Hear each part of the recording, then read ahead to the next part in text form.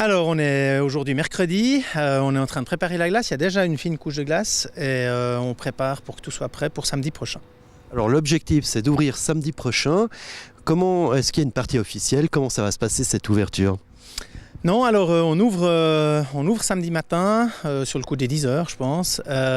C'est l'ouverture de la patinoire, donc les gens pourront venir patiner durant la journée, manger, puisqu'il y a aussi un bistrot de la patinoire. Et puis l'ouverture officielle, enfin l'inauguration officielle, ça sera le samedi 10 novembre prochain.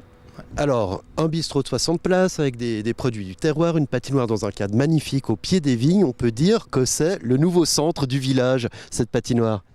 Je ne sais pas si ça rivalise avec notre vieux bourg qui est pour nous notre centre du village, mais c'est clair que ça fait une activité d'hiver dans la région. Et c'est pas que pour le village perrois, mais pour toutes les communes de la région qui ont participé à ce projet.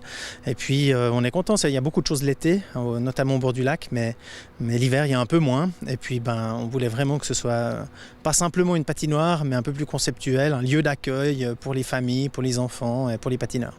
Alors c'est un projet qui a été monté très rapidement en 3 mois et qui a suscité un engouement de la région, notamment par cet équipement qui manquait cruellement, mais aussi pour les clubs de hockey. Et là, alors pléthore de clubs qui s'arrachent cette glace.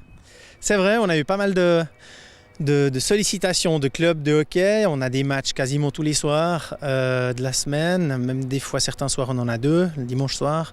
Et on est content, on voit que c'est une nécessité d'avoir des infrastructures de patinoire.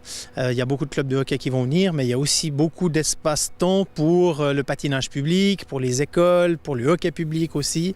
Et tout ça sera détaillé dans le courant de la saison, tout au fil de la saison, sur le site perrois-patinoire.ch. Et puis, alors c'était une patinoire qui est prévue pour 2 ans, mais on vous demande déjà d'étendre ces saisons à voire 4, voire 5 ans, en attendant peut-être une patinoire à Gland. Est-ce que vous seriez prêt à doubler la mise et ouvrir cette patinoire plus longtemps?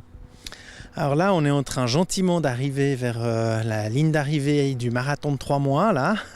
Le but était d'ouvrir à mi-octobre et on est en train de le faire pour 2 ans. Ce qu'on a pu réaliser, tout le financement et toute la technique est prévu pour 2 ans. Le projet pour nous, c'est 2 ans.